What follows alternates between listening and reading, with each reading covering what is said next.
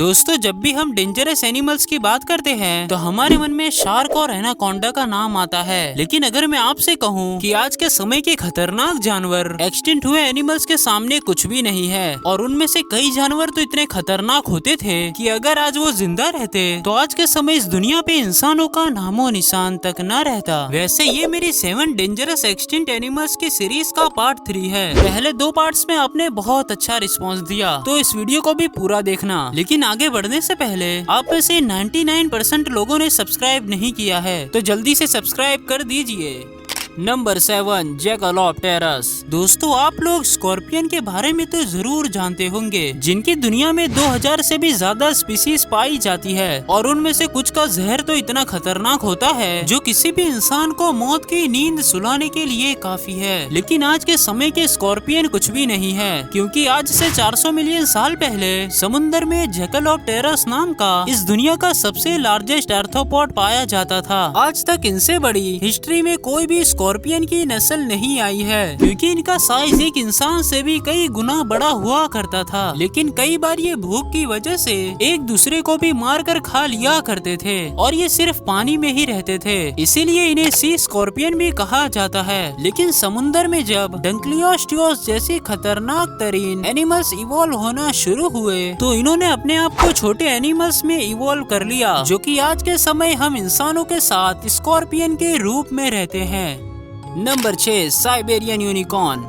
दोस्तों, आपने यूनिकॉर्न को कई कहानी और कार्टून्स में जरूर देखा होगा, जिसके सर पर एक सींग होती थी। हालांकि ये पूरी तरह से एक मिथिकल कैरेक्टर है, लेकिन इसे साइबेरियन यूनिकॉर्न को देखकर बनाया गया है, जो कि रियल लाइफ में एग्जिस्ट किया करता था, जिसे दुनिया का सबसे बड़ा हॉर्न्ड एनिमल माना जाता है, जिसका साइज इंसान के बराबर हुआ करता था, और इनका वजन 4 से 5 टन तक होता था। इनका साइज एक SUV कार के जितना हुआ करता था, लेकिन ये पूरी तरह से हर्बीवोरस थे। ये साइबेरिया के ठंड तरीन इलाके में पाए जाते थे, इसी वजह से इन्हें साइबेरियन यूनिकॉर्न कहा जाता है। लेकिन ये आज से 29,000 साल पहले आइस एज के खत्म होने से इस दुनिया से पूरी तरह से विलुप्त हो गए।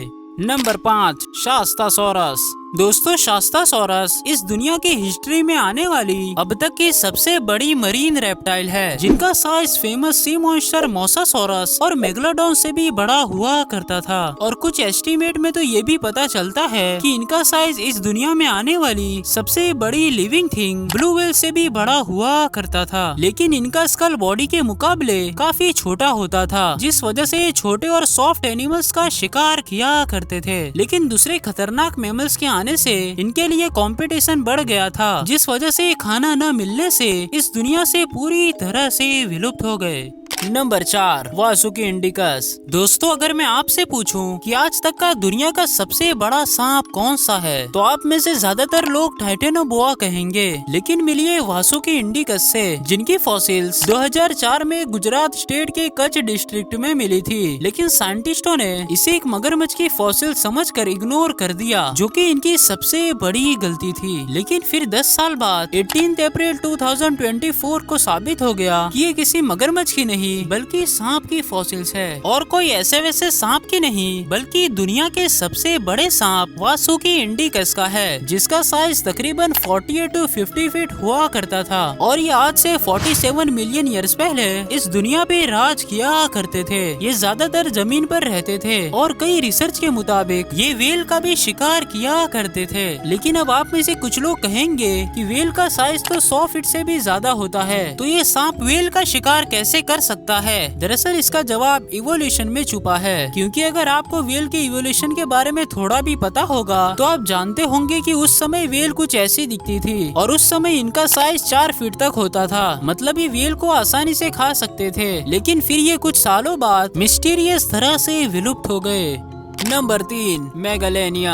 दोस्तों, आज के समय आपने अपने घरों में छिपकली को जरूर देखा होगा, जो कि बहुत ही ज्यादा छोटी होती है और जिसे आप आसानी से मार भी सकते हैं। लेकिन मिलिए लिजार्ड की सबसे बड़ी स्पीसीज से, जिसे मेगालेनिया के नाम से जानते हैं। ये एक ऐसी छिपकली थी जिसे आप मारना तो दूर, उसके सामने खड़े भी नहीं हो सकते थे, क्योंकि इस छिपकली का साइज 3 इंसानों से भी बड़ा हुआ करता था, और इनका वजन सोल्ट क्रोकोडाइल के जितना होता था। ये बिल्कुल बिल्कुल आज के समय के कोमोडो ड्रैगन की तरह दिखाई देते थे और माना जाता है कि इनके शरीर में जहर भी मौजूद था, जिससे ये किसी भी जानवर को एक झटके में मौत की नींद सुला देते थे। लेकिन आज से 40,000 साल पहले ये इस दुनिया से पूरी तरह से खत्म हो गए। इनके दुनिया से खत्म होने की एक वजह अर्ली ह्यूमंस थे, जिन्होंने उन एनिमल्स का बहुत शिकार किया जो मैगेलिनिया की डाइट का ज्यादातर हिस्सा थे।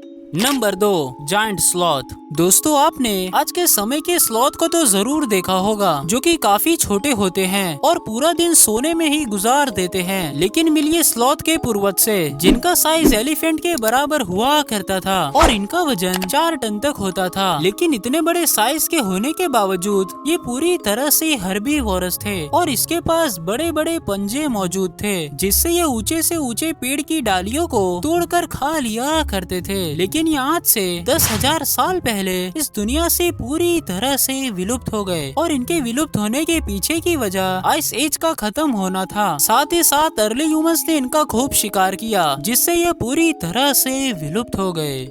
Number 1, dodo bird. दोस्तों, डोडो बर्ड और कोई नहीं बल्कि आज के समय के पिजन्स ही थे। दरअसल आज से 140 मिलियन साल पहले जब सभी कॉन्टिनेंट अलग हो रहे थे, तब थोड़ा सा एरिया बीच में ही छूट गया था, जिसे हम मॉरिटियस आइलैंड के नाम से जानते हैं। अपने क्रिएशन के 4 साल बाद ये एक जंगल में तब्दील हो गया, लेकिन इसके बावजूद यहाँ पे कोई भी जानवर मौजूद नहीं था, क्योंकि किसी भी जानवर के लिए यहाँ पे आना मुश्किल ही नहीं बल्कि नामुमकिन था। लेकिन बर्ड्स तो कहीं पर भी जा सकते हैं, इसीलिए पिजन्स ने धीरे धीरे बड़ी तादाद में आकर यहाँ पर रहना शुरू कर दिया और उनके लिए ये जगह स्वर्ग से कम नहीं थी, क्योंकि यहाँ पे खाने की कोई कमी नहीं थी और कोई दूसरा शिकारी एनिमल्स भी नहीं था, जिस वजह से ये इसी जगह पर सेटल हो गए। फिर लाखों सालों बाद ये डोडो बर्ड में इवॉल्व हो गए। इनके इवॉल्व होने के पीछे की 2 वजह थी, एक तो भरपेट खाना और दूसरा जंगल में दूसरे जानवरों का ना होना, जिस वजह से इन्होंने उड़ना और दौड़ना छोड़ दिया, जिससे इनका वजन 20 किलो तक बढ़ गया था